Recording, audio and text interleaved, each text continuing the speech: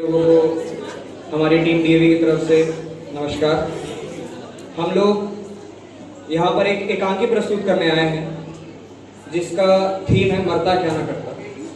ये एकांकी एक ऐसे पुरुष के बारे में है, एक ऐसे जिम्मेदार पुरुष के बारे में है कि जब उसकी मौत हो जाती है तब उसकी आत्मा को भी पछतावा होता है कि मैंने इतनी जिम्मेदारियां उठाई, लेकिन कहीं ना कहीं सबका एक स्वार्थ था और कहीं ना कहीं एक आत्मा का विलापन, वो आत्मा कैसे रोती है, उस आत्मा को कैसा लगता है, कहीं ना कहीं इस एकांकी के जरिए हम लोग वो दिखाना चाहे हैं। तो हम लोग चाहेंगे आपका कुछ समय। धन्यवाद।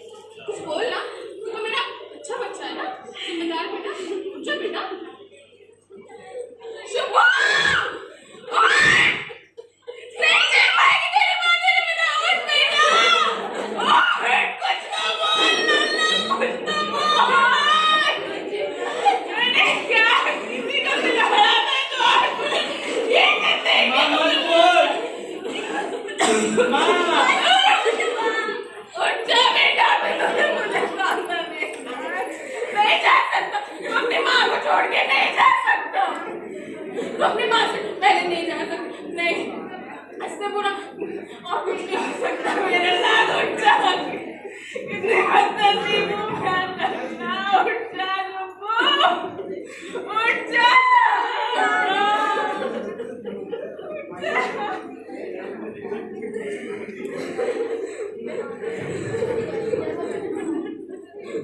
भाई साहब यही पता है क्या? सर अभिषेक को बुला दीजिए। भैया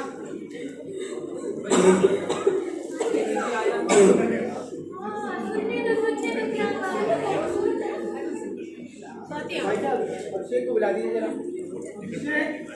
आपके सामने तो बैठा मेरा बेटा, इसे क्या हो गया है? चला गया हम सब छोड़ के। अरे ये मर कैसे गया? क्यों ऐसा क्या किया मेरे बेटे ने? इन्होंने हमारे बैंक से 50 लाख का कर्जा लिया था।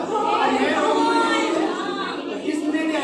नहीं, मेरा बेटा ऐसा नहीं कर सकता। अरे इन्होंने अपनी जमीन और अपना पूरा घर गिरवी रखा है हमारे पास। नहीं, हमारे घर से जाकर तुम्हारे पास है। अरे आपके पास नहीं भेजा जाए, मेरे पास है घर का। बाबू भैया ने कागज जमा कर दिए थे। ये सारे कागज आपके घर की जमीन थी। भगवान प्रभु की माँ, ये तो मैंने डूबा। हमें तो इसकी पहली से करतूत से पता थी। पता नहीं कहाँ कहाँ से पैसे लेके घर में रखा था। ये पूरी कौड़ी घर में नहीं दी है। आप तो हमें बच्चों की कराया करते हैं। आप तो वहाँ रहते हैं, घर का एक एक चीज का हिसाब रखते हैं वहाँ। ठीक है, हम तुम्हें बताओ बहू, हम चुपी तो हैं। हाँ चाची, बात तो आप बिल्कुल सही कह रही हैं। इनके इलाज में मुझे सबको ही पता था। हम ही जानते थे, लेकिन हम कुछ कहते नहीं थे। और क्योंकि हमारी इसमें तो सुनता ही सही बोल रही बहू।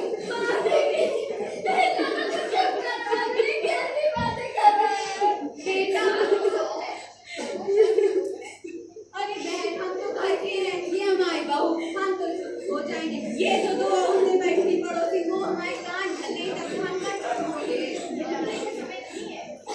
देखो क्या क्या बोल रही मेरे कान में आकर। छोटी आपको तो चुप करा लो, कि बातें हो गए तो चुप कराओगी। और क्या, हम थोड़ी चुप होएंगे। हमें भी इनकी सारी करतूतें पता है, किस किस से उधार ले रखा है।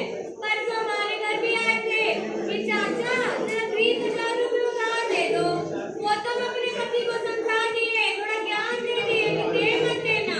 कभी हमारे पति दे दिए होते तो हमारा भी पैसा डूब जाता ना। हम किसको मुंह दिखाते कि हमारा पैसा भी चला गया ना। पिंकी की मम्मी, हम तुमसे कहते थे अपनी पिंकी को संभाल के रखो।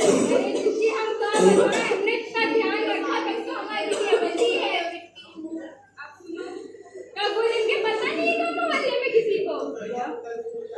अरे क्या मेरा धंधा नहीं उठ रहा है? रक्षा बंधा जाने वाला है। मैं किसकी कलाई में राखी बांधूंगी? कौन मुझे सोना की 5 पत्तियां देगा? 9 पत्ती चाहिए। इसने तो मुझे सोने का हार देने का भी वादा किया था। पूरा कर अपना वादा। छोटी चुप्पू, अच्छा तू क्यों रोती है?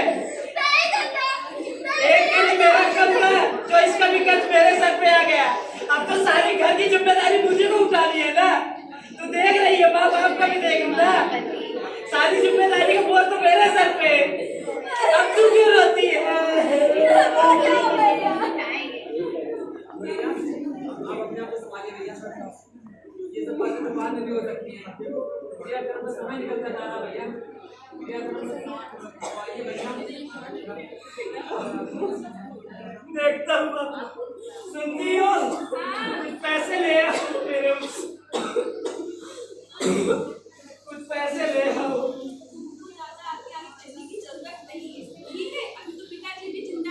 हमारे खुद के खर्चे तो पूरे नहीं होते। एक जिम्मेदारी रखना हमारे सर पड़ रही है। जिनका बेटा है उनका कर्जा। हाँ, मेरा ही तो बेटा था। तुम लोगों का तो कुछ लगता ही नहीं था। अपनी बेटी की शादी में तो खूब पैसे जुटाए थे। आए दैया, एक पैसे का पता नहीं है हमको। हम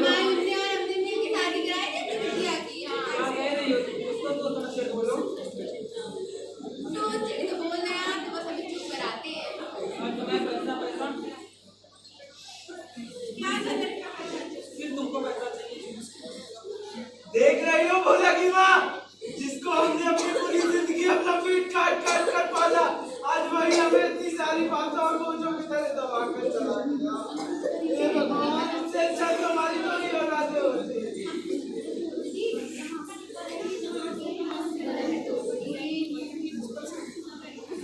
अरे चुप भी करो आप लोग, कैसी बातें कर रहे हो? यहाँ मेरा दोस्त मुझे छोड़ के चला गया है और आप सबको अभी भी अपना स्वार्थ दिख रहा है। मुझे तो लगता ही नहीं ये आपके परिवार का भी था। घर वाले हमसे जो भी दुआ आ गए ये वो में सिखाएंगे। देख मेरे दोस्त, उठ जा मेरे भाई, देख मेरे दोस्त तेरा फोन क्या क्या बातें कर रहे हैं। एक तू ही तो था जिससे मैं अपने सारे दुख दर्द बांट लेता था। सुबह की चाय की शुरुआत मेरे से लेते हो, अब किसके साथ मैं जाके चाय पीऊं, किसको अपने दुख दर्द बांटूंगा यार।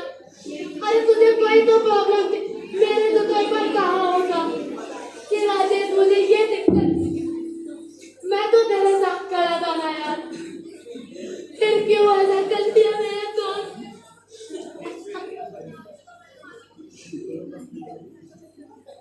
उठ जाओ।